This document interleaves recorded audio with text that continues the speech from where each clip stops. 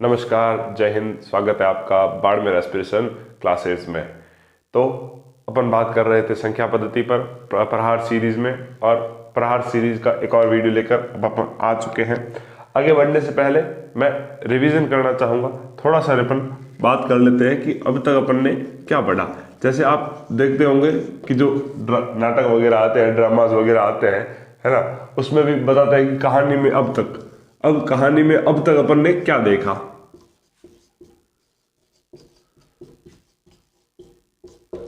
तो अपनी कहानी कहाँ चल रही थी? संख्या पद्धति पर चल रही थी। और कहानी में अब तक अपन ने क्या देखा उसके बारे में बात करूं तो पहले अपन ने देखा सम संख्या, है ना। सबसे पहली बात की थी सम संख्या पे। तो सम संख्या किसे कहते हैं? ऐसी संख्या है जिसमें दो का भाग पूरा पूरा जाता हो, उसे क्या बोलते हैं? सम संख्या। और दूसरी बात की थी विषम संख्या पर। किस पे की थी? विषम संख्या पर। तो विषम संख्या किसे कहते हैं? ऐसी संख्या है जिसपे दो का पूरा पूरा भाग नहीं जाता हो। उसके बाद तीसरी जो बात की थी वो की थी प्राकृत संख्या पर।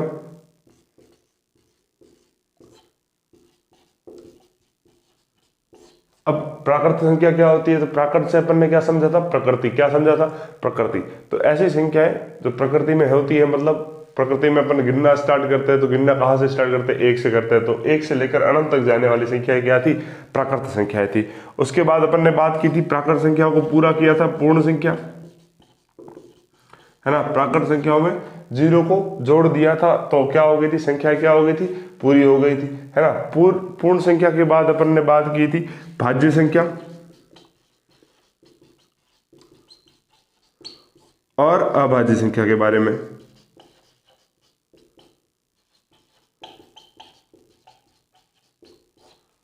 ठीक है।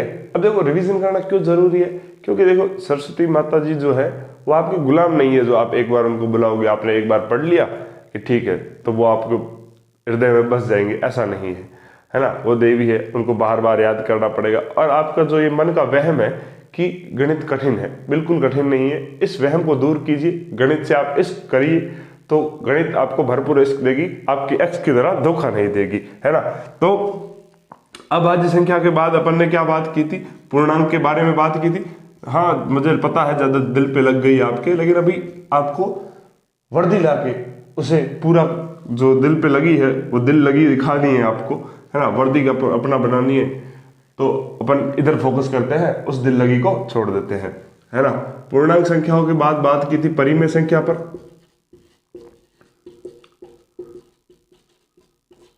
परिमेय के बाद बात की थी अपरिमेय संख्या पर।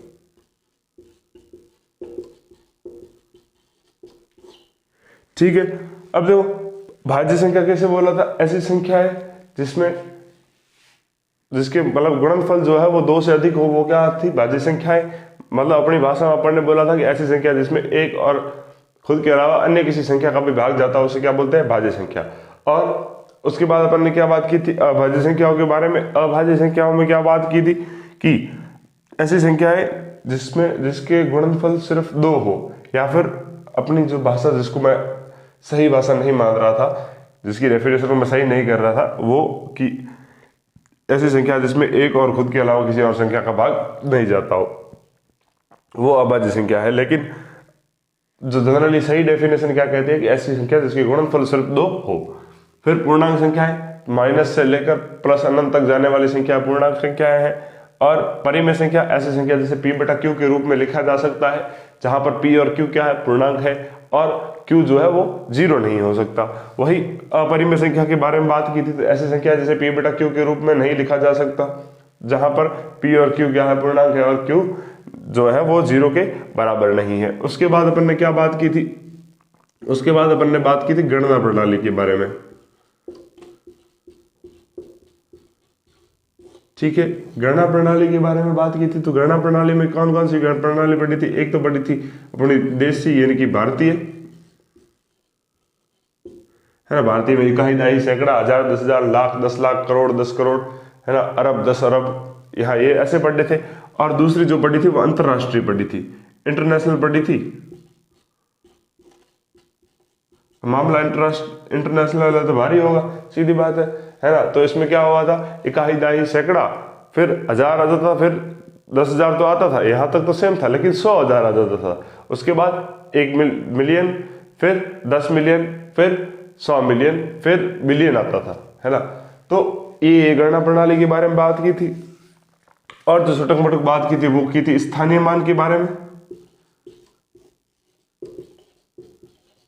है ना। स्थानीय मान क्या होता है ना, जो किस स्थान पर जो अंक आया है उसका जो मान है वो क्या कहलाता है, स्थानीय मान कहलाता है। और जो अंक खुद है वो उसका क्या है, जातीय मान है। क्या है, जातीय मान। इन दोनों मानों के बारे में बात की थी। और लास्ट में जाते जाते उस वीडियो में अपन ने बात की थी कि अगर कुछ अंक अपन को बोले उस अंकों की सबसे बड़ी संख्या बताओ या सबसे छोटी संख्या बताओ, तो कैसे बताते हैं। तो क्या बात की थी, जो सबसे बड़ी संख्या है उसको मान लो आपको अगर बोले 5 अंकों की सबसे बड़ी संख्या, तो आपको कितने 9 लगाने हैं, 5 9 लगाने हैं। ये लो 5 9 हो गए, है ना। और बोले कि 5 अंकों की सबसे छोटी संख्या, तो एक लगाना है। उसके बाद 5 में से 1 गया तो 4 बचते हैं, तो 4 0 लगा देने हैं। तो ये तो मोटा मोटी तौर पर अपन ने पिछले वीडियो में बात की थी। अब इससे आगे अपन क्या पढ़ना चाहेंगे, इसके आगे अपन क्या पढ़ेंगे, इसके आगे तो मैं आपको इस बड़ी और छोटी संख्या में थोड़ा सा और ले जाऊंगा, है ना। इसमें क्या बताऊंगा कि कुछ अंक अगर आपको दिए हुए 3-4 अंक दे दिए, इसमें से मिलके अंक बनानी है संख्या, तो कैसे बनाओगे, है ना। उसके बाद अपन किस बारे में बात करेंगे, उसके बाद इकाई अंक पर चर्चा करेंगे कि इकाई अंक से कैसे सवाल आते हैं, किस प्रकार से सवाल आते हैं, क्या आते हैं, और क्या बात करेंगे। और बात करेंगे जो सबसे अंतिम अपना टॉपिक रहेगा वो था भाजकता के नियम, कि आप संख्या देख के कैसे पता लगाओगे कि इसमें किस संख्या का भाग जाता है। तो अगर आपको स्क्रीनशॉट लेना हो तो भले ले लो इसका, नहीं तो फिर अपन आगे बढ़ते हैं। देखो भाई, अब तक तो अपन ने बात की कहानी में, अब तक क्या हुआ, अब कहानी में आगे देखो, है ना। कहानी में आगे क्या क्या हो रहा है वो देखते हो, है ना। चलता हूं। तो पहले अपन बात करते हैं बड़ी संख्या के बारे में, और छोटी संख्या के भी साथ में ही कर लेते हैं ना। छोटी संख्या की भी बात कर लेते हैं। अब अभी तो बड़ी और छोटी संख्या की बात की आपने, वो तो मैंने क्या की कि 5 अंकों की सबसे बड़ी से बड़ी, अच्छा 6 अंकों की सबसे बड़ी से बड़ी संख्या बताओ। अगर मैं आपको बोलूँ 3 2 4 7 और 5, कितने अंक है, 3 और 2 5, ये 5 अंक आप है। इन अंकों से मिलकर 5 अंकों की, इन अंकों से मिलकर 5 अंकों की आपको जो सबसे बड़ी संख्या बनानी है और सबसे छोटी संख्या बनानी है, तो आप कैसे बनाओगे। शर्त ये है कि ये जो अंक है वो एक बार ही आना चाहिए, एक अंक एक बार आना चाहिए, और इनके अलावा कोई अदर अंक आप जो है वो यूज नहीं कर सकते। अदर दूसरा कोई भी है ना अंक आप इस्तेमाल नहीं कर सकते, और इन्हीं से मिलके बनाना है। जो है अब सब कुछ यही है ना। तो जो है अब सब कुछ वर्दी है, वैसे अब सब कुछ यही है। तो अब इससे आपको बनाने हैं, कैसे बनाओगे, तो देखो क्या करोगे। अगर मैं पहले बात करता हूँ बड़ी संख्या की, अगर आपको बड़ी संख्या बनानी है तो आप क्या करोगे। इनमें से जो सबसे पहले बड़ा है, जब बड़े की बात हो रही है तो सबसे पहले घर में बड़े को पूछेंगे, है ना। कोई बड़े आप घर में अगर कोई बड़े लोग आ रहे हैं मतलब एज में, तो वो घर में जो बड़े सबसे बड़े हैं उनसे बात करेंगे। तो सबसे बड़े वाले से बात की 7।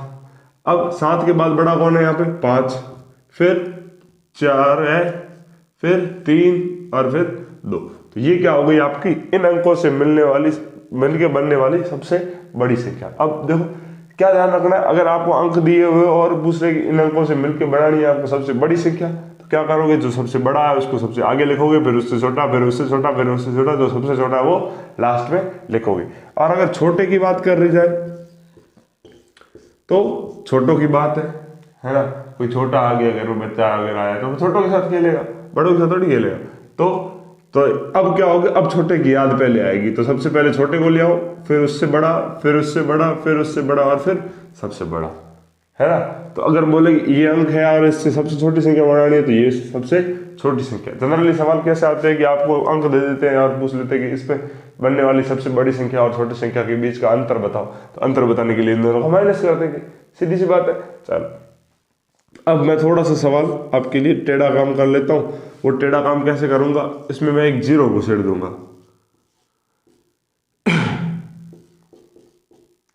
ये अंक दिए हुए 3 है, 2 है, 0 है, 1 है, 5 है और 7 है। 6 अंक दे रखे, आपको बोल रहे हैं कि इन 6 अंकों से मिलकर आपको सबसे बड़ी संख्या बनानी है और सबसे छोटी संख्या बनानी। अब जब आप बड़ी संख्या बना रहे हो तब तो आपको कोई दिक्कत नहीं है, इन अंकों से मिलकर सबसे जो बड़ी संख्या बनाओगे तब तो आपको कोई समस्या नहीं होनी चाहिए, क्योंकि वही सबसे पहले बड़ा आएगा। तो बड़ा यहाँ पे कौन है, 7, फिर उसके बाद 5, फिर 3, फिर 2, फिर 1 और 0। तो ये हो गई सबसे बड़ी संख्या, इन अंकों से मिलकर सब बनने वाली सबसे बड़ी संख्या।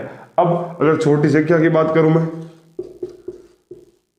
तो अभी तक जो अपन ने पढ़ा उसके हिसाब से तो सबसे छोटा यहाँ पे कौन है, 0 है। तो ऐसे आना चाहिए 0,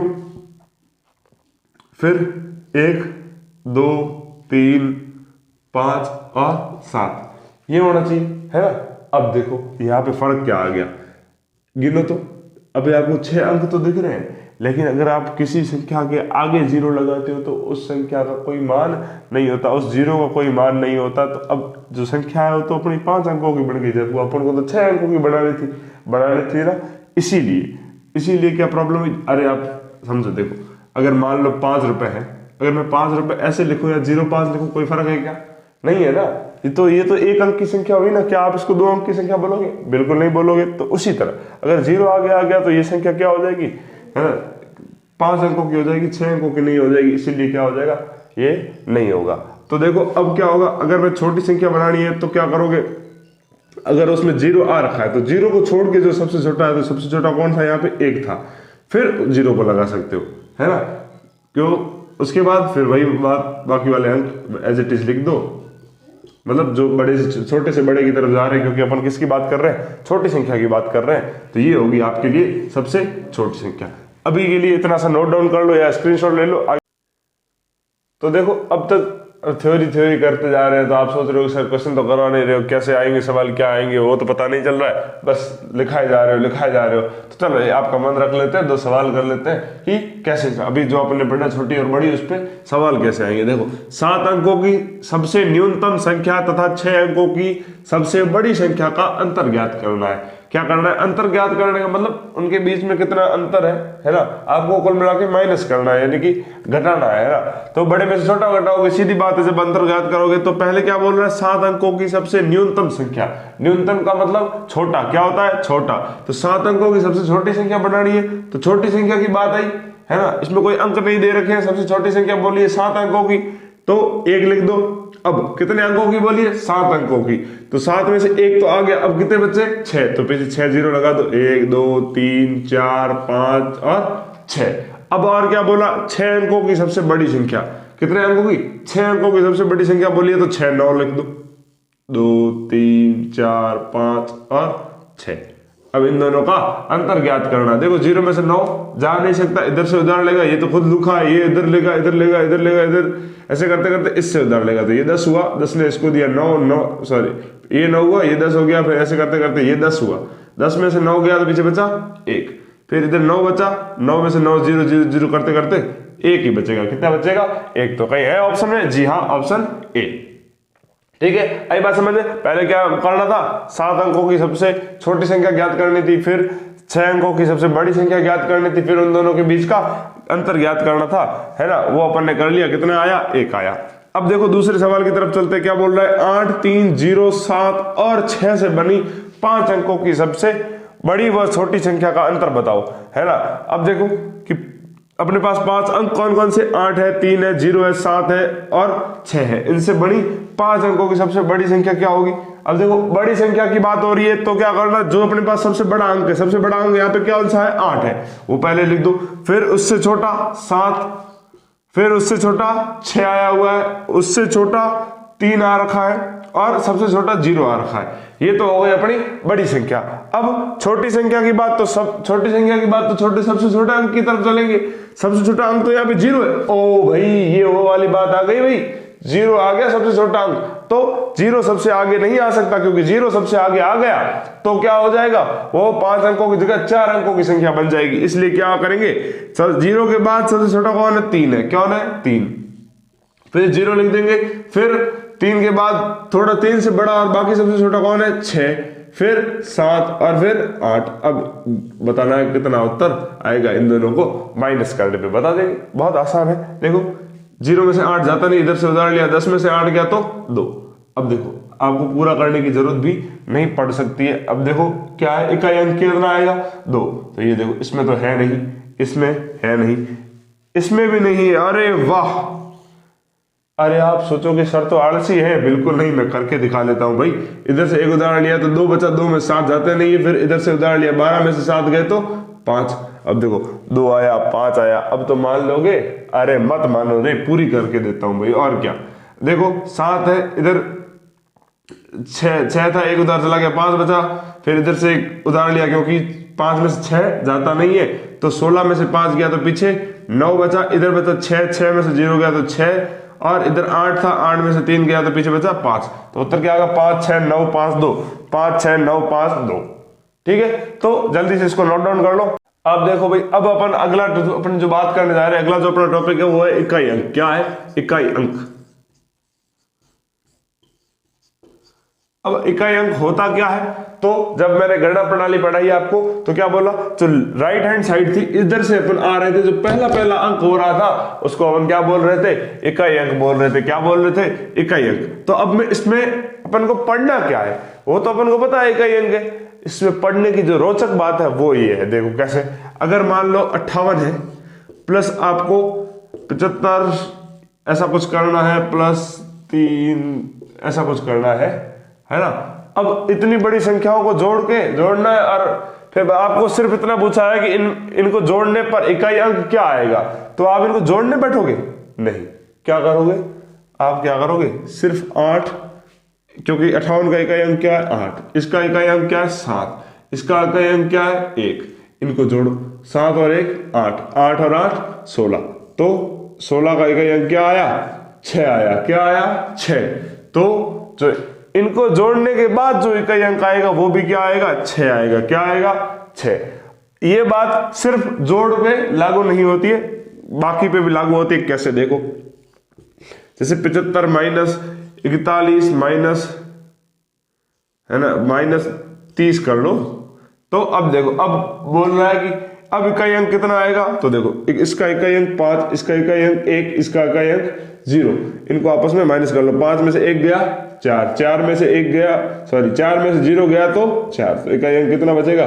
4, है ना। तो इसी तरह ये बात सिर्फ जोड़ के लिए या बाकी के लिए लागू नहीं, और भी लागू होती है। वो कहां होती है? गुणा पे होगी। कहां होगी? गुणा। अगर आपको दे दे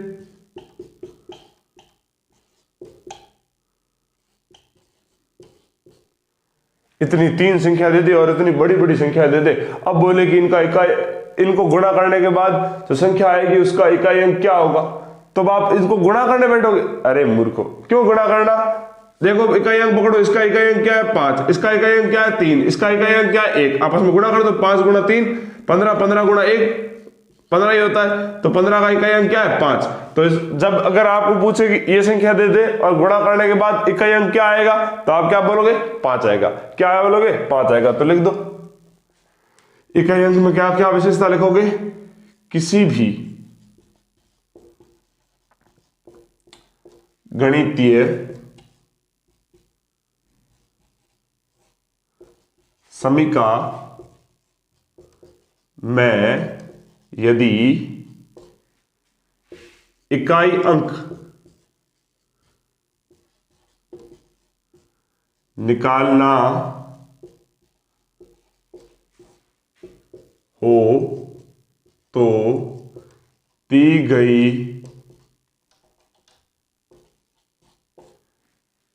संख्याओं के इकाई अंक में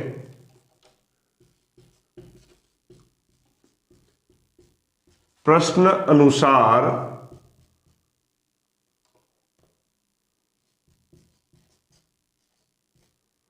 जोड़, बाकी या गुणा करके प्राप्त संख्या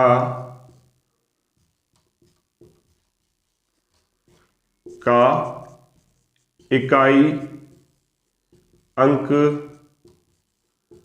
बता देंगे। देखो वही बात की है, बस थोड़ी सी रामायण लिखी है, लेकिन आपको समझाने के लिए मैंने क्या कर दिया, पहले से बता दिया कि अपन इकाई अंक क्या करते हैं। इतना नोट डाउन कर लो या स्क्रीनशॉट ले लो वीडियो को पॉज करके, बाकी एक दो सवाल कर लेते हैं इस पे आपको, ताकि आसानी से समझ में आ जाए। आओ देखते हैं कुछ सवाल क्या बोल रहा है। 723 प्लस 95 प्लस 9793 का इकाई अंक क्या होगा, है ना। इकाई अंक पता करना है तो अभी मैंने क्या बताया कि जो इकाई अंक है दी गई संख्या होगा, अगर जोड़ दी हुई है तो जोड़ दो उनको, गुणा दिया हुआ तो गुणा करना है ना, बाकी दी हुई है तो बाकी करनी है। तो अभी देखो जोड़ दी रखी है सब में, तो 3 इसका इकाई अंक 3, इसका इकाई अंक 5, इसका इकाई अंक 3, तो इनको आपस में जोड़ दो 3 और 5 8, 8 और 3 8 और 3 11, 11 का इकाई अंक क्या होता है 1, क्या होता है 1, तो ऑप्शन सी है ना। अब अगला सवाल देखो क्या है कि 43 गुणा 43 47 और 63 के गुणनफल का इकाई अंक क्या होगा। गुणनफल का मतलब क्या है, इन तीनों को आपस में गुणा करना है। तो देखो क्या है 43 गुणा 47 गुणा 63, है ना, इनको आपस में गुणा करने पर क्या मिलेगा। तो अब देखो इनके इकाई अंक को पकड़ो, एक तो 3, इसका इकाई अंक 7, इसका इकाई अंक 3, तो इनको आपस में गुणा कर दो, 3 गुणा 7 गुणा 3। अब देखो क्या करोगे, 3 गुणा 7 21, अब आप 21 फिर गुणा 3 करना, अब 21 गुणा 3 करो, इससे अच्छा है इसका इकाई अंक पकड़ो 1 और ये 3, 1 गुणा 3 कितना होता है 3, कितना आया 3, कितना आया 3, तो ऑप्शन डी कौन सा सही होगा, ऑप्शन डी। तो इस प्रकार के सवाल आएंगे आपके इकाई अंक पर। अब आप जल्दी से इसका स्क्रीनशॉट ले लीजिए या इसको नोट डाउन कर लीजिए वीडियो को पॉज करके। इसके बाद अपन आगे बढ़ते हैं कि भाजकता के नियम क्या होते हैं, क्या होता है, क्या मतलब कौन से अंक का भाजकता का नियम क्या होता है, क्या नहीं होता, उन सब पे चर्चा कर। अब देखो भाई अब क्या पढ़ेंगे, अब अपन पढ़ेंगे भाजकता के नियम। क्या पढ़ेंगे, भाजकता के नियम।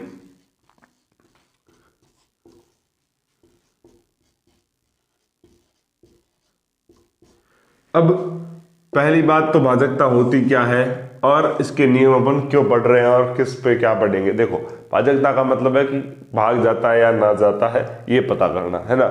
इसके नियम कैसे, अब आप अंकों को देख के, संख्याओं को देख के आप बता दोगे कि इसमें 2 का भाग जाता है या 3 का भाग जाता है या 4 का भाग जाता है कि नहीं जाता है, क्यों जाता है तो क्यों जाता है, और जाता है तो क्यों नहीं जाता है, कितनी बार जाता है इसका पता नहीं लगाना है, ये पता लगाना है कि भाग पूरा पूरा जाता है या नहीं पता जाता है। ये बहुत सी बड़ी संख्या है, आप इसको देख के ही पता लगा सकते हो कि इसमें 2 का भाग जाता है या 3 का भाग जाता है, 4 का, 5 का, 6 का, ऐसे करते करते अपन 11 तक पढ़ेंगे। और देखो इस चैप्टर में थ्योरी बहुत ज्यादा लंबी हो चुकी है ना। अब ये अपना आखिरी टॉपिक है, इसके बाद कुछ छोटे मोटे मतलब 3-4 फॉर्मूले मैं वो लिखवा दूंगा, आप उसको याद कर लेना। उसके बाद जो अगला वीडियो होगा अपन उसमें सिर्फ क्वेश्चन करेंगे, है ना। थ्योरी हो चुकी 2 लेक्चर्स में, अब तीसरे लेक्चर में सिर्फ क्वेश्चन होंगे। फिर आपको मतलब यूं आनंद आना चाहिए मैथ्स में, है ना। इतना हार्ड कठिन सब्जेक्ट नहीं है, इतना भी हार्ड नहीं है जितना आपने वो बना रखा है कि आर्मी में सबसे हार्ड जो लगता है वो मैथ्स लगती है कि 15 सवाल आ जाते हैं, 30 नंबर का वेटेज लगता है ना। और मैथ्स तो आती नहीं है, हम तो मैथ्स बैकग्राउंड से नहीं है, हम कैसे करेंगे, कुछ नहीं है। किसी ने क्या खूब कहा है कि किसने कहा कि आसमान में सुराख नहीं होता, किसने कहा कि आसमान में सुराख नहीं होता, एक पत्थर तबीयत से जरा उछालो यारो, एक पत्थर जरा तबीयत से उछालो यारो। तो आओ आसमान में सुराख करते हैं और वर्दी को अपना बनाते हैं। और सबसे पहले जो नियम अपन पढ़ने जा रहे हैं वो 2 की भाजकता का नियम। किसकी भाजकता का, 2 की भाजकता का नियम।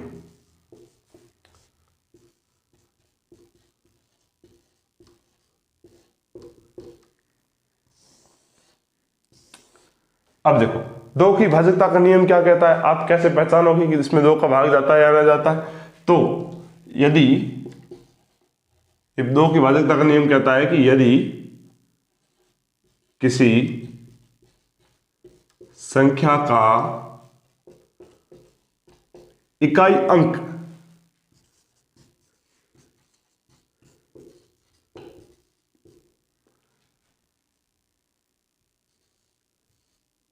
के स्थान पर, है ना, क्या यदि इसी संख्या के इकाई अंक के स्थान पर के आना चाहिए, का नहीं होगा, है ना, थोड़ा सा देख लो।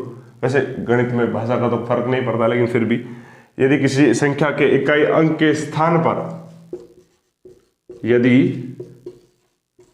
2, 4 या फिर ये यदि 2, 4, 6, 8 या 0 आए,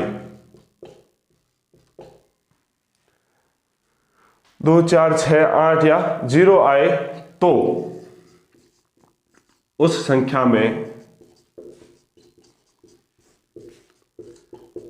2 का पूरा पूरा भाग जाएगा।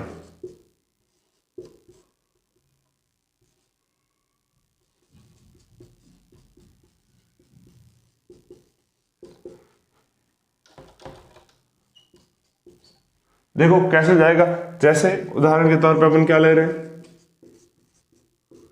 मान लो ये मेरे पास कोई संख्या है 1, है ना, ये संख्या है मेरे पास। अब देखो, अब आपको पूछा जाए ये संख्या देख के बताओ कि क्या इसमें 2 का पूरा पूरा भाग जाएगा, तो आप बोलोगे कि सर नहीं जाएगा। क्यों नहीं जाएगा? क्योंकि इकाई अंक जो है इसका है वो 1 है। और यदि इकाई अंक 2 होता, 4 होता, 6 होता, 8 होता या 0 होता तो अपन कहते कि इसमें जो 2 का भाग पूरा पूरा जाएगा, लेकिन फिलहाल नहीं जाएगा, है ना। तो अगर मान लो आपके पास ये संख्या होती तो आप कहोगे सर इसमें तो भाग जाएगा, क्योंकि इसका जो इकाई अंक है वो क्या है, वो 2 है। और 2 यदि इकाई अंक पे 2 आता है, 4 आता है, 6 आता है, 8 आता है, 0 आता है, तो इसमें क्या होगा, 2 का भाग जाएगा। फिर देखो अगला जो अपन नियम पढ़ेंगे वो 3 की भाजकता का नियम।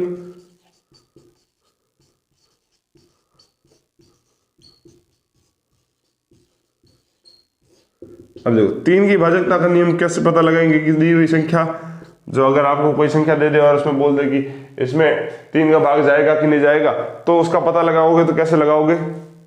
तो उसका नियम जो कहता है वो कहता है यदि संख्या के अंकों का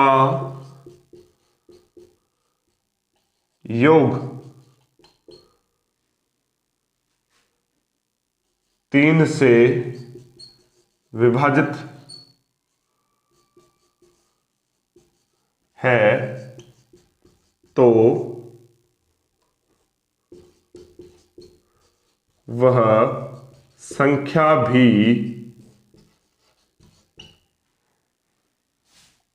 3 से विभाजित होगी।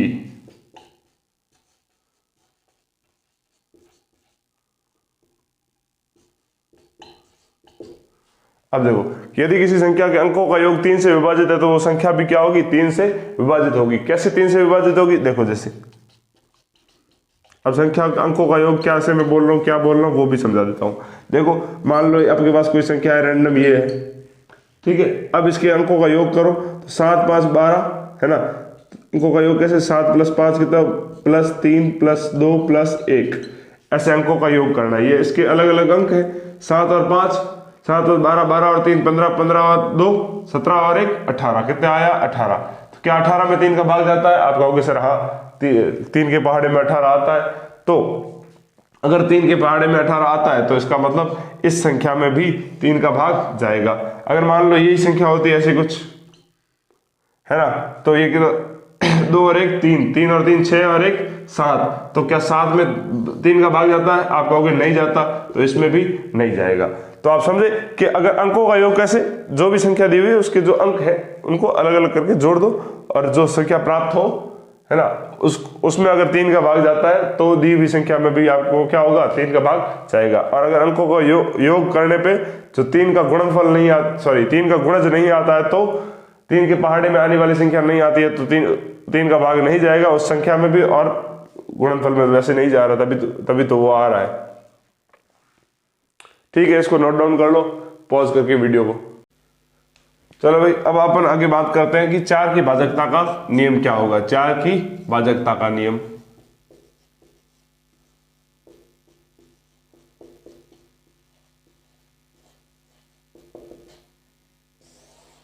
अब आप बोलोगे सर 4 की भाजकता का नियम पढ़ा रहे हो आप, 2 की पढ़ा लिया आपने, 3 का पढ़ा लिया, लेकिन आपने 1 का तो पढ़ाया नहीं। अरे भाई 1 का भाग हर संख्या में जाता है है ना। ऐसी कोई संख्या नहीं है जिसमें 1 का भाग नहीं जाता है, क्योंकि आपने बचपन में पढ़ा होगा कि अगर किसी संख्या में 1 का भाग देते हैं तो उस पर कोई असर नहीं पड़ता है। यदि किसी संख्या का 1 से गुणा या भाग किया जाए तो उस पर कोई असर नहीं पड़ता, वो संख्या वैसे की वैसी रहती है, तो सभी में जाता है। इसलिए अपन 1 की भाजकता का नियम नहीं पढ़ते। देखो 4 की भाजकता का नियम क्या कहता है, यदि संख्या के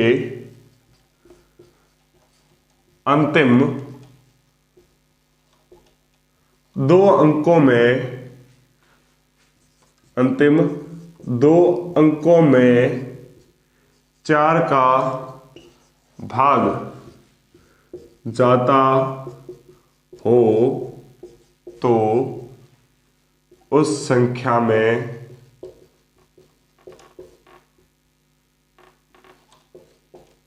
भी 4 का भाग जाएगा। देखो एक तो नियम क्या कहता है कि यदि कोई संख्या दी हुई है, उसके जो लास्ट वाले 2 अक्षर है, अगर जो लास्ट वाले 2 अक्षर है उसमें 4 का भाग जाता है तो दी हुई संख्या में भी 4 का भाग जाएगा। और दूसरा नियम क्या कहता है, इस पे 2 नियम टाइप लगते हैं, याद है, हालांकि आप साथ में लिख सकते हो कि यदि अंतिम 2 अंकों में 4 का भाग जाए या जो अंतिम 2 अंक है वो 0 हो जाए तो 4 का भाग जाएगा। या फिर आप वापस लिख सकते हो कि यदि संख्या या की जगह और लिख दो, है ना, या का मतलब होता है या तो ये या तो ये, पर ये तो दोनों ही बात है ना। और यदि संख्या के अंतिम दोनों अंक 0 हो जाए तो भी वह संख्या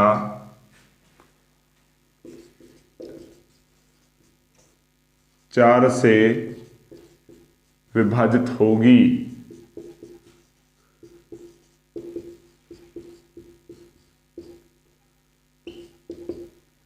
देखो क्या बोला, अगर लास्ट के 2 अंक 0 हो जाए या फिर लास्ट के जो 2 अंक है उसमें 4 का भाग चला जाए तो वो क्या हो जाएगा, तो वो क्या होंगे, 4 से विभाजित होगी, यानी कि उसमें 4 का पूरा भाग जाएगा। अब कैसे, जैसे उदाहरण देखो, जैसे मान लो क्या है, ये संख्या है 9300। देखो इसके लास्ट 2 अंक क्या है, 2 डबल 0 आ गए, ये भी 0 है ये भी 0 है, तो इसमें क्या 4 का भाग जाएगा, है ना। अब देखो अगर ऐसा होता 930, क्या इसमें 4 का भाग जाएगा, तो आप कहोगे लास्ट के 2 अंक चेक करेंगे, लास्ट के 2 अंक है 30, क्या 30 में 4 का भाग जाता है, नहीं जाता, तो इस संख्या में भी भाग नहीं जाएगा। देखो अब ऐसा नहीं है कि लास्ट में 1 अंक 0 आ गया, लास्ट में या तो दोनों अंक 0 होने चाहिए या फिर जो लास्ट वाले 2 अंक है उसमें 4 का भाग जाना चाहिए। जैसे देखो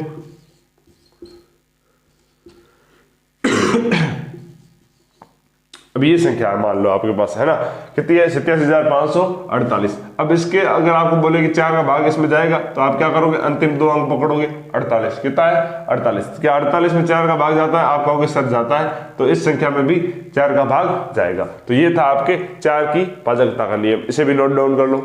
आओ आगे बढ़ते हैं, अब अपन पढ़ेंगे 5 की भाजकता का नियम। किसका, 5 की भाजकता का नियम।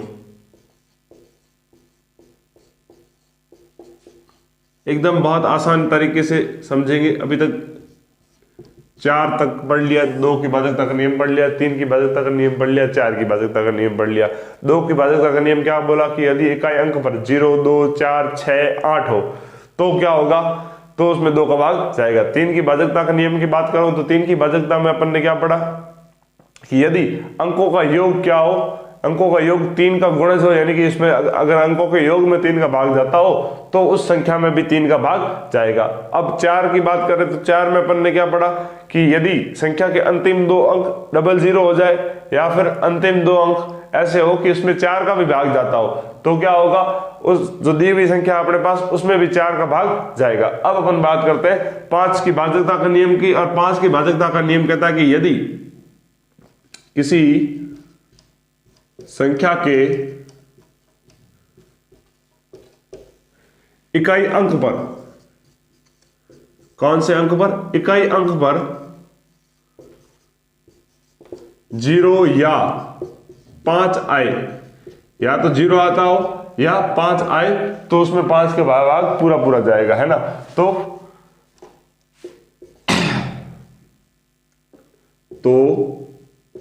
वह संख्या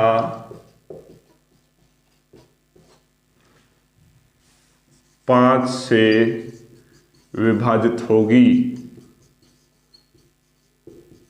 आप 5 के पहाड़े में कोई भी संख्या उठा के देख लो, 5, 10, 15, 20, 25, या तो उसके लास्ट में जो इकाई अंक है वहां पे 5 है, या फिर क्या है 0 है, तभी तो उसमें 5 का भाग जा रहा है ना।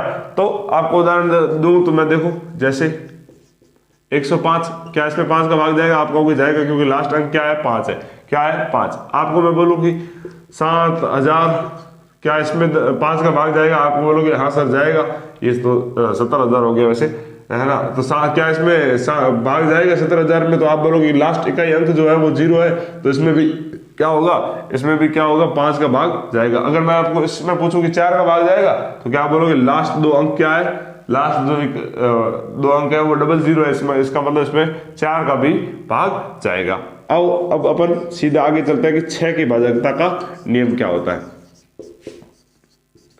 बस थ्योरी है, जल्दी जल्दी फटाफट लिखते लिखते चलेंगे, फिर अगले जो लेक्चर होगा उसमें अपन सीधा क्वेश्चन पे आएंगे कि क्या क्या सवाल आते हैं इस चैप्टर से, किस प्रकार से आते हैं। और मैं आपको क्या करूंगा, एक सवालों का पीडीएफ भी दे दूंगा और अगले दिन उसकी आंसर की भी दे दूंगा। अब दूंगा कहाँ पे? टेलीग्राम चैनल पे। तो टेलीग्राम चैनल आपको जरूर ज्वाइन करना, उसके बिना तो सिर्फ वीडियो देखने से कुछ काम नहीं होगा, कुछ प्रैक्टिस भी तो करोगे। वो प्रैक्टिस करने के लिए मैं आपको जो क्वेश्चंस दूंगा, वो क्वेश्चंस यानी कि सवाल जो कहा दूंगा वो टेलीग्राम चैनल पे डालूंगा। आप डेली के डेली प्रैक्टिस करते जाएंगे, है ना। थ्योरी यहाँ से पढ़ेंगे, फिर अपन क्वेश्चंस भी तो करेंगे साथ में। जैसे अभी ये वाला पूरा चैप्टर थ्योरी का था, जहां मुझे जरूरत लगी कि थोड़े 1-2 सवाल करवाने चाहिए, तो वहां बीच बीच में लाया मैं। अब जो तीसरा लेक्चर होगा वो पूरा सवालों का ही होगा, है ना। उसमें 20-25 सवाल कर लेंगे अपन, उतने में से आपको पूरा चैप्टर क्लियर हो जाएगा। फिर मैं अपनी तरफ से 20-25 सवाल दे दूंगा, आप उसको सॉल्व कर लोगे और अगले दिन मैं उसकी आंसर की डाल दूंगा, ताकि आप उसको वेरीफाई कर सको कि अपन ने सही किया है या नहीं किया है ना। तो अपना स्वयं का आकलन करना बहुत जरूरी है। तो देखो 6 की भाजकता का नियम क्या कहता है कि यदि किसी संख्या में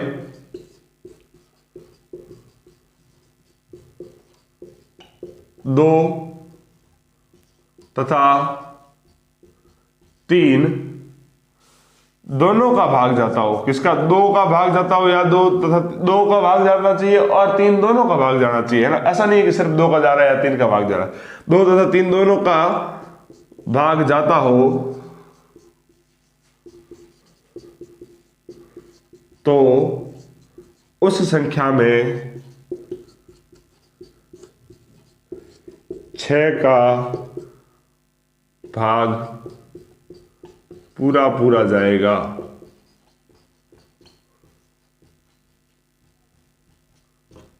ठीक है, वो जाएगा लिखा हुआ है और कुछ नहीं। तो ऐसी संख्या जिसमें अगर 2 का भाग भी जाता है और 3 का भाग भी जाता है, तो उसमें 6 का भाग भी पूरा पूरा जाएगा। जैसे देख लो,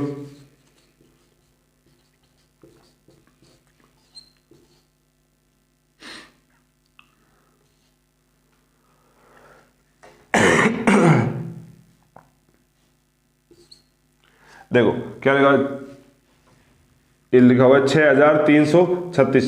क्या है? 6336। क्या इसमें 6 का भाग जाता है? आप कहोगे पहले सर 2 का भाग चेक करो। तो 2 का भाग चेक करने के लिए मैंने इकाई अंक देखा, इकाई अंक क्या है? 6। तो क्या इसमें 2 का भाग जाएगा? तो आप कहोगे 2 में 2 का तो जाता है। अब 3 का चेक करो। तो 3 का चेक करने के लिए मैं क्या करूंगा? अंकों का योग, 6 और 3 9, 9 और 3 12, 12 और 3 18, 12 और 6 18, 18, यानी इसमें 3 का भाग भी जाएगा। तो क्या इसमें 6 का भाग जाएगा? आप कहोगे सर हाँ बिल्कुल जाएगा।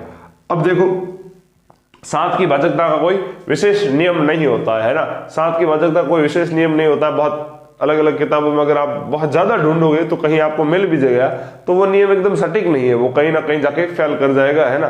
तो इससे अच्छा है वो, या फिर वो नियम इतना लेंदी होगा कि उससे बेटर है कि आप भाग करके चेक कर लो। तो मैं आपको ज्यादा ऐसी चीजों में घुसाऊंगा ही नहीं जो इसमें आपको परेशानी हो। तो 7 की भाजकता के नियम में आपको नहीं घुसा रहा हो। तो सीधा अपन बढ़ते हैं 8 की भाजकता के नियम। किसकी तरफ? 8 की भाजकता का नियम।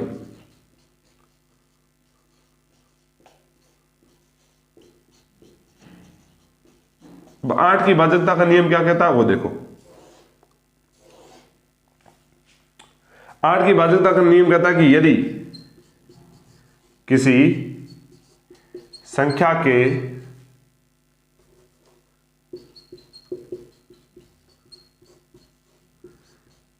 अंतिम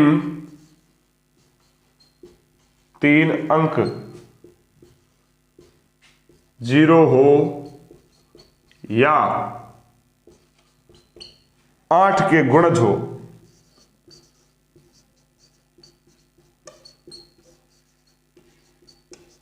तो उस संख्या में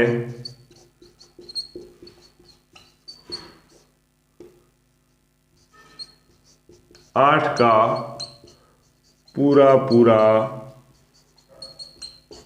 भाग जाएगा।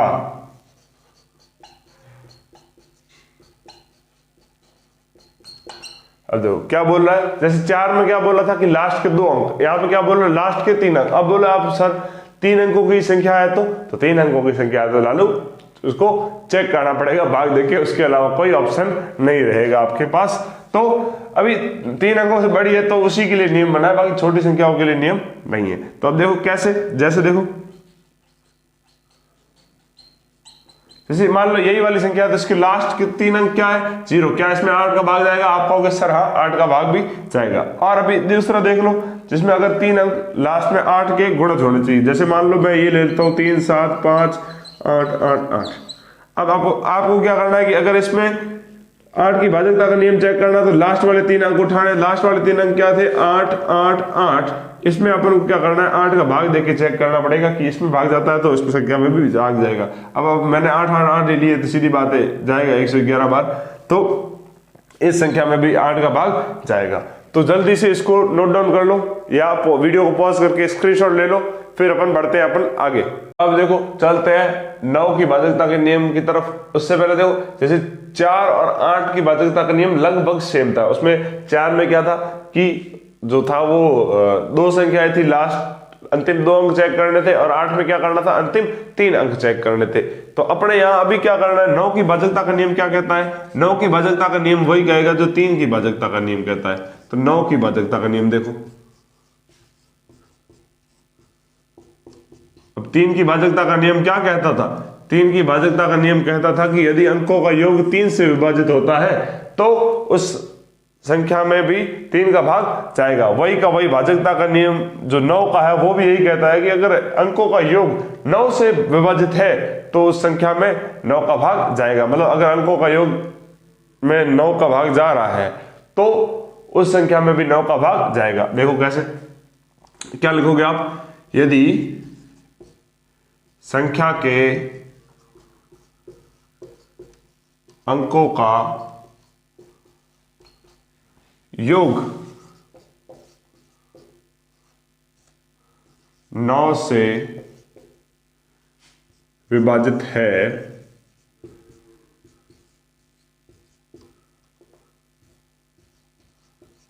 तो वह संख्या भी 9 से विभाजित होगी।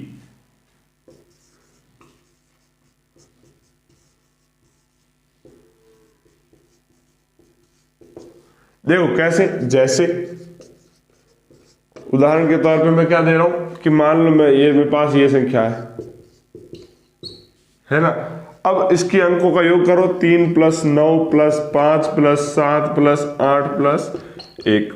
देखो 9 और 3 12, 12 और 5 17, 17 और 7 24, 24 और 8 24 और 8 होते 32, 32 और 1 33। क्या 33 में 9 का भाग जाता है? आप कहोगे नहीं। देखो 3 का भाग तो जाता है लेकिन 9 का भाग नहीं जाता, तो इसमें 3 का भाग जाएगा लेकिन 9 का भाग नहीं जाएगा। तो अगर 9 का भाग जाना हो तो क्या करना? अब दूसरी संख्या ले लो तो 9 का भाग तभी जाता है जिसमें अगर जो योग है वो 9 से विभाजित हो। ऐसा नहीं है कि 3 से विभाजित हो, है ना। तो मान लो ये 3 9 और 6 मतलब 396 है। तो अब इसमें चेक करो तो क्या है 3 + 9 कितने होंगे 12, 12 और 6 18, 18 में 9 का भाग जाता है। आप कहोगे सर जाता है 9 दूनी 18। तो क्या होगा कि इस संख्या में भी 9 का भाग जाएगा। तो बस उसी तरह था, लेकिन ऐसा नहीं है कि वो सिर्फ तीन की भाजकता का नियम है यही कहता है कि अंकों के योग में अगर 3 का भाग जाता है तो 9 का क्या 9 वाला बोलता है कि 9 का भाग जाना चाहिए, 3 से मुझे कोई मतलब नहीं है, लेकिन थोड़ा थोड़ा मैं उसके सिमिलर हूं, है ना। तो अब आओ अपन 10 की भाजकता का नियम कहते हैं।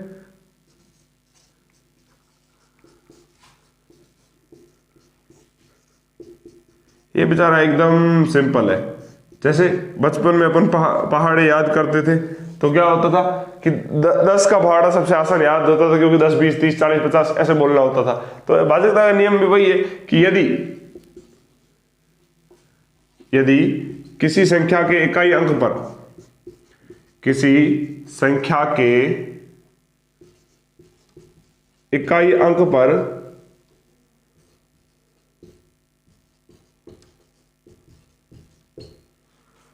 इकाई अंक पर 0 आए, क्या आए 0 आए, तो वह संख्या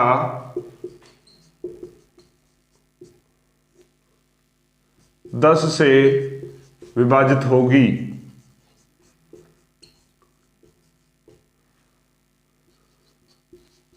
किससे विभाजित होगी? 10 से विभाजित होगी। किससे होगी? 10 से विभाजित होगी। कैसे? जैसे देख लो, मान लो ये है 750, तो लास्ट में क्या 0 आया, तो 0 आया तो ये क्या होगा 10 से विभाजित होगी। लेकिन अगर कोई संख्या है ऐसे, तो क्या लास्ट में 0 है? नहीं है, तो ये 10 से विभाजित नहीं होगी।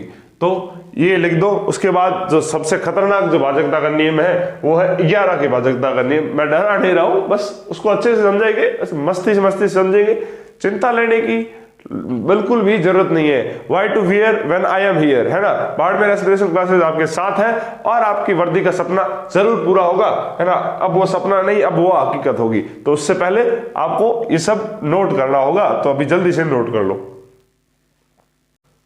अब देखो, अब अपना जो नियम है वो है 11 की भाजकता का नियम, और ये अपना आखिरी भाजकता का नियम होगा। इसके बाद भाजकता का नियम अपन नहीं पढ़ेंगे। तो 11 की भाजकता का नियम, इतने ही भाजकता के नियम आपको पढ़ने थे। ऐसा नहीं है कि इससे ज्यादा नहीं होते, लेकिन 12 जो है वो 6 और 2 का गुणज है, तो उसमें फिर वो अपन वैसे आइडियाज लगा लेते हैं, है ना। 13 में फिर चेक कर लेंगे, 14 7 और 2 का होता है, तो ऐसे करके होता है। लेकिन अपन जनरली 11 तक पढ़ते हैं और इतने तक ही पूछता है ना, चाहे वो किसी भी लेवल में हो, है ना। सिर्फ आपकी बात नहीं है आर्मी जीडी में, बाकी जनरली हर जगह अपन 11 की भाजकता के नियम तक ही पढ़ते हैं। 11 की भाजकता का नियम क्या कहता है, इसको ध्यान से सुनना एकदम, मतलब जहां बैठे हो एकदम सीधे बैठ जाओ, एकदम पूरा ध्यान इधर ले आओ, इधर उधर की बातों पे ध्यान मत लाना, है ना। पूरा ध्यान एकदम आपका बोर्ड पे होना चाहिए, मोबाइल स्क्रीन पे होना चाहिए, है ना। क्या बोलता है 11 की भाजकता का नियम? यदि संख्या के विषम स्थानों तथा सम स्थानों पर आए अंकों के योग का अंतर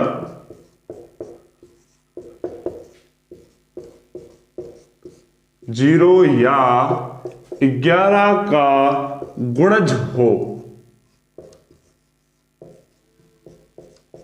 तो उस संख्या में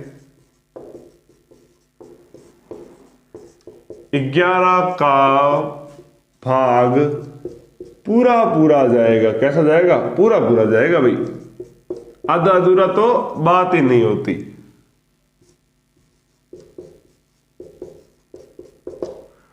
ठीक है। अरे सर ये सब क्या लिख दिया, क्या मतलब होता है जरा बताओ। बताते भाई, बताते, विश्वास रखो। क्या बोल रहा है? यदि किसी संख्या के विषम स्थानों पर आए हुए अंकों तथा सम स्थानों पर आए हुए अंकों के योग का अंतर बताना है ना। अब विषम स्थान और सम स्थान कैसे? अब जैसे मान लो, उदाहरण लेते हैं, फिर आपको अच्छे से समझ में आएगा। मान लो आपके पास ये संख्या है ना। अब देखो, स्थान की बात करें तो स्थान से आप क्या समझोगे? किस स्थान पर स्थानीय मान, जब भी आपको स्थान चेक करना आप इधर से चेक करोगे, क्या करोगे, इधर से चेक करोगे। तो कैसे, जैसे इसको क्या कितना नंबर, 1 नंबर, ये कितना नंबर 2 नंबर, ये कितना नंबर 3 नंबर, ये कितना नंबर 4 नंबर, ये 5 नंबर, है ना। अब देखो सम स्थान कौन सा हुआ, सम संख्या कौन सी होती है, 2 4 ये सब होती है, 6, है ना। तो दो दूसरे स्थान पे कौन सा क्या आया, 1 आया, एक प्लस कर दो, तो सम स्थान पर कौन कौन से आया है, सम स्थान क्या बोलते हैं, सम स्थान देख लो भाई, 1 और 5, 1 और 5 कितने होते हैं, 6, कितने होते हैं, 6। अब देखो विषम स्थान, है ना, उनका अलग अलग योग करना है, क्या करना है, सम स्थानों का योग अलग होगा और विषम स्थानों का योग अलग होगा। अब विषम स्थान देखो 1 3 5, तो 4 और 3 7, 7 और 7 14, कितना आया, विषम स्थानों का योग कितना आया भाई, 4 + 3 + 7 जो कि आया 14। अब देखो जो बड़े में से छोटा घटा दो, है ना, 14 में से 6 घटा दो, बड़े में से छोटा घटा दो, क्योंकि उनका अंतर ज्ञात करना है, क्या करना है, अंतर ज्ञात करना है। अब 14 में से 6 गया तो पीछे कितना बचता है, 8 बचता है, कितना बचता है, 8 बचता है। तो 8 क्या 11 का गुणज है, क्या 11 के पहाड़े में आता है, आप कहोगे नहीं सर नहीं आता, क्या 8 0 है, बिल्कुल नहीं है। तो 8 0 नहीं है, 8 ना तो 11 के पहाड़े में आता है, तो इस संख्या में भी 11 का भाग नहीं जाएगा। अब आप बात थोड़ी थोड़ी समझ में आ रही होगी, आपकी खिचड़ी थोड़ी थोड़ी पकी होगी, है ना, अभी वो बीरबल वाली खिचड़ी हो रखी है क्योंकि बहुत दूर से, है ना। तो वापस सुन लो क्या बोल रहा है कि अगर कोई संख्या है आपके पास, उसके जो सम स्थान पर आए हुए अंक हैं, सम स्थान पर आए हुए मतलब दूसरे नंबर पे, चौथे नंबर पे, छठे नंबर पे, 8वें नंबर पे, कोई कितनी भी बड़ी संख्या हो, है ना। अब आपको नंबर कहां से चेक करने हैं, राइट हैंड साइड से चेक करने हैं, है ना। तो सम स्थान पर जो अंक आए हुए उनका योग करो, और क्या कर रहा है, जो विषम स्थान पर आए हुए उनका योग करो।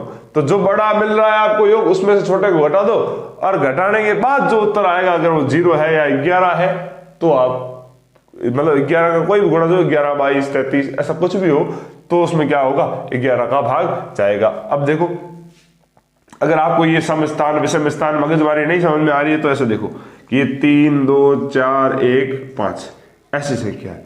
अब क्या करो, एक छोड़ के एक पकड़ो, पीछे से पकड़ना स्टार्ट किया, एक इसको पकड़ो, टक इसको पकड़ो, ठीक है। तो 5 4 9, 9 और 3 कितना हुए, 9 और 3 हुए, आप कहोगे सर 12, कितना हुआ 12। अब क्या करो, जो पकड़ लिए उनको छोड़ो, उसके अलावा जो बचे उनको पकड़ो। तो 1 और 2 3। अब देखो 12 में से 3 घटा दो, 12 में से 3 घटाए तो कितने बचे भाई, 9 बचे। तो क्या 9 में 11 का भाग जाता है, तो आप कहोगे नहीं, तो इस संख्या में भी 11 का भाग नहीं जाएगा। ये जो थी 32,415, इसमें भी जो है वो 11 का भाग नहीं जाएगा। अब यार कुछ तो ऐसी संख्या लिख देता हूं जिसमें 11 का भाग जाता हो।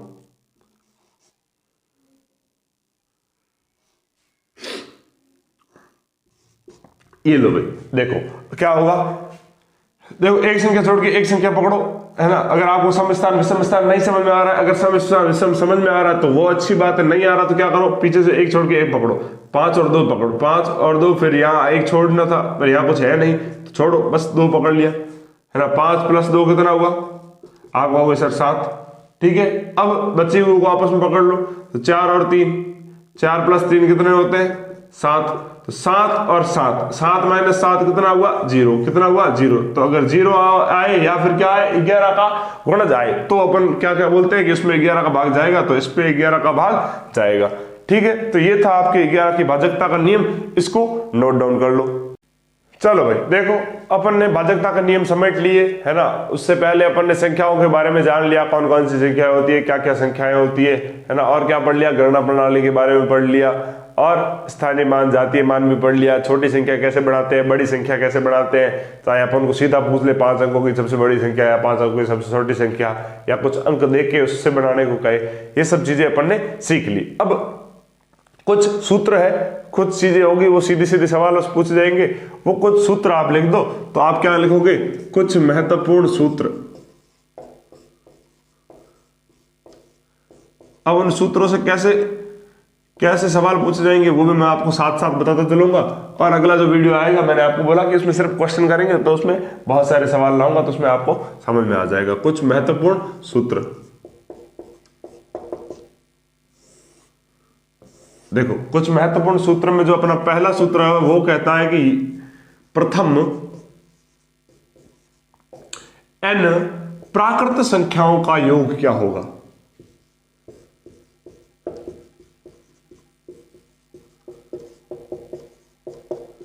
अगर आपको बोले कि मतलब प्रथम n प्राकृत संख्या है, मतलब n कोई भी नंबर आपको बोल देगी, मान लो पहली 10 प्राकृत संख्या है, तो पहली 10 प्राकृत संख्या कौन सी होगी? प्राकृत संख्या कहां से शुरू होती है? 1 से लेकर अनंत तक जाती है शुरू, तो 1 से होती है, तो 1 2 3 4 5 6 7 8 9 10, ये क्या हो गई? प्रथम 10 प्राकृत संख्या हो गई। तो मान लो प्रथम 10 पूछ ले, 100 बोल ले, तो अब आप सबको जोड़ने थोड़ी बैठोगे, है ना? तो उसके लिए सीधा सीधा सूत्र जो है वो आपको याद करना पड़ेगा कि प्रथम n प्राकृत संख्याओं का जो सूत्र होता है वो होता है n इंटू n प्लस 1 बट्टे में होता है 2। अच्छा कैसे? जैसे मान लो अगर मैं पूछूं कि आपके पास 10 प्रथम n प्राकृत संख्या कितनी है? 10 प्रथम n प्राकृत संख्या है, मतलब मैं बोल रहा हूं कि प्रथम 10 प्राकृत संख्याओं का योग बताओ, मतलब आप 1 2 3 4 5 6 7 8 9 और 10 का योग बताओ, मतलब इन सबको जोड़ के बताओ। तो अब आप कब जोड़ने बैठोगे? 1 और 2 3 3 3 6 6 4 10 10 15 15 6 21 21 7 28 ऐसे जोड़ने बैठोगे तो अभी तो आधा घंटा है इसी में निकल जाएगा, है ना? आधा घंटा इसमें निकल गया तो फिर पेपर आपका ओम स्वाहा। तो आपको क्या करोगे? आपको फॉर्मूले का इस्तेमाल करना है। क्या बोला है? प्रथम n प्राकृत संख्या, तो ये कितनी है? ये देखो 1 से 10 तक गिनती है, मतलब प्रथम n है, प्रथम 10 है कि नहीं है ना? पहली 10 है, तो n की वैल्यू जो आपके पास आई है वो क्या आई? 10 आई। तो n की वैल्यू 10 इसमें रख दो, इस फॉर्मूले में। इस फॉर्मूला क्या बोलता है? 10 गुणा में क्या बोल रहा है? 10 मतलब n इंटू n प्लस 1, तो 10 प्लस 1 बट्टा में 2। देखो 10 गुणा 10 और 1 11 बट्टा में क्या था? 2। 2 का भाग 10 में गया 5 बार, 5 गुणा 11 55। तो इनको जोड़ने पर भी कितना आएगा? 55 आएगा। कितना आएगा? 55 आएगा। तो वो सीधा आप फॉर्मूले से सीख जाओगे, इसीलिए आपको ये फॉर्मूला याद करना जरूरी है। दूसरी बात बोल रहा है प्रथम n सम संख्याओं का योग।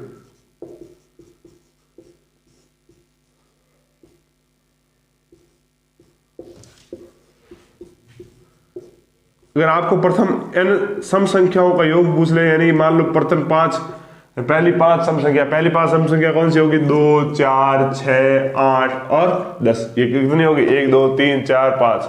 तो ये क्या होगी? पहली 5 सम संख्याएं हो गई। क्या हो गई? पहली 5 सम संख्याएं होगी। तो इसका जो फॉर्मूला होता है वो n गुणा n प्लस 1 होता है। क्या होता है? n गुणा n प्लस 1। अगर बोले कि आपको इनको जोड़ के बताओ तो आप क्या करोगे?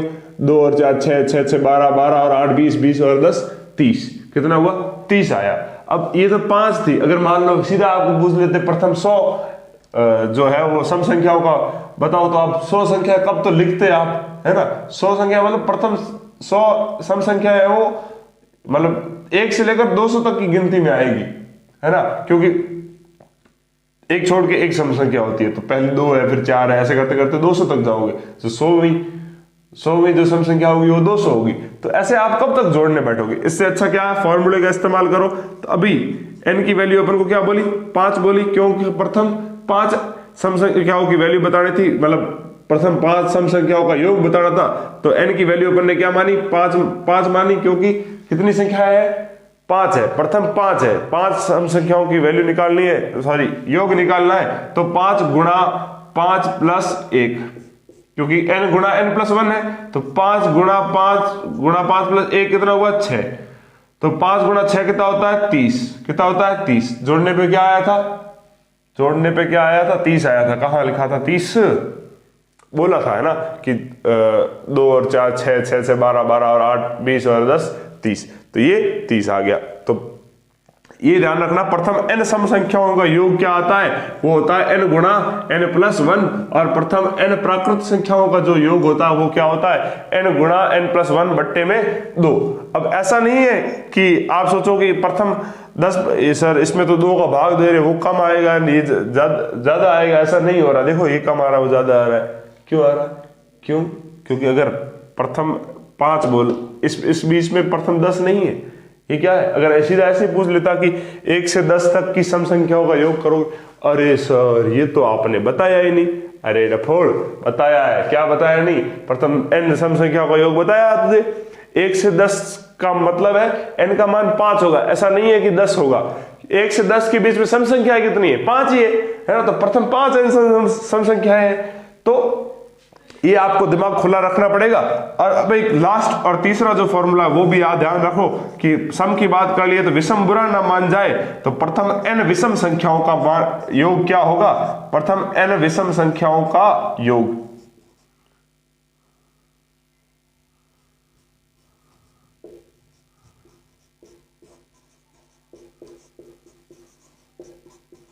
तो प्रथम n विषम संख्याओं का योग जो होता है वो होता है n गुणा n, जिसे अपन n स्क्वायर भी लिख सकते हैं, मतलब n की घात 2 या n गुणा n होता है। जैसे मान लो मैं अगर पूछूं कि प्रथम आपके पास 10 विषम संख्याएं हैं, प्रथम 10 विषम संख्याएं कौन सी होगी, 1 3 5 7 9 11 13 15 17 19, कौन सी होगी, ये कितनी संख्याएं होगी, प्रथम 10 विषम संख्याएं हो गई। तो अगर इनका योग करने को बोले तो आप क्या करोगे, 10 का गुणा 10 से करोगे, यानी कि 10 का स्क्वायर करोगे, जो कितना होगा 100 होगा। तो अगर आप चाहो तो चेक कर लो जोड़ के, 1 3 5 7 9 11 13 17 15 और 19 को चेक कर लो। इनको जोड़ने के बाद आपको क्या मिलेगा, 100 मिलेगा। क्या मिलेगा, 100। मैं एक बार साइड में हो जाता हूं, आप इसका स्क्रीनशॉट ले लो या फिर पॉज करके नोट डाउन कर लो। तो वॉरियर्स यहाँ पे अपन ने जो संख्या पद्धति की कहानी है वैसे तो वो पूरी हो जाती है ना। इसका मतलब अपन ने पूरा चैप्टर एकदम अच्छे से कर लिया है। अब वीडियो एंड करने से पहले मैं आपका एक बार ध्यान वापस ले जाता हूं कि अपन ने इस पूरे पार्ट में पढ़ा क्या क्या, है ना। तो पढ़ा क्या क्या वो देखो। पहली बात तो अपन ने क्या पढ़ी, संख्याओं के प्रकार पढ़े, है ना। संख्याओं के प्रकार की संख्याएं कौन कितने प्रकार की होती है, कौन कौन सी होती है, सम संख्या विषम संख्या, है ना। फिर प्राकृत संख्या, फिर पूर्ण संख्या पढ़ी, फिर भाज्य संख्या पढ़ी, अभाज्य संख्या पढ़ी, परिमेय संख्या पढ़ी, अपरिमेय संख्या पढ़ी, इतना सब पढ़ लिया। उसके बाद अपन ने दूसरे टॉपिक जो पढ़ा था वो क्या पढ़ा, वो पढ़ा कि गणना प्रणाली, है ना, कि गणना प्रणाली कितनी प्रकार की होती है, अपन गिनते क्या कैसे कैसे है। तो उसमें 2 प्रकार की पढ़ी, एक तो पढ़ी भारतीय और एक पढ़ी अंतरराष्ट्रीय, है ना। तो गणना प्रणाली जो पढ़ी थी वो भारतीय पढ़ी, अंतरराष्ट्रीय पढ़ी। भारतीय में जी जैसे इकाई, दहाई, सैकड़ा, हजार, 10,000, लाख, 10 लाख, करोड़, 10 करोड़, अरब, 10 अरब, ऐसे से पढ़ी। लेकिन अंतरराष्ट्रीय में कैसे पढ़ी, इकाई, दहाई, सैकड़ा, हजार, 10,000 और 100,000, लाख नहीं आता, यहां पे क्या आता है 100,000 आता है। फिर क्या होता है, मिलियन हो जाता है, क्या हो जाता है, मिलियन, फिर 10 मिलियन, फिर 100 मिलियन, ऐसे करके बढ़ता जाता है। फिर बिलियन आता है, फिर 10 मिलियन, 100 मिलियन, है ना। उसके बाद अपन ने क्या पढ़ा, स्थानीय मान, और क्या पढ़ा, जातीय मान,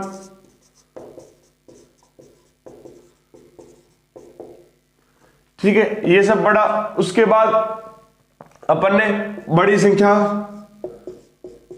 और छोटी संख्या के बारे में थोड़ी सी चर्चा की,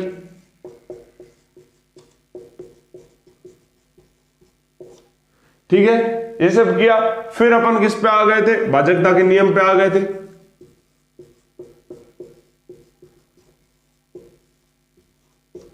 ठीक है, इसके बाद जो लास्ट में अपन ने 3 फॉर्मूले पढ़े, एक तो n प्राकृत संख्याओं का फॉर्मूले पढ़े।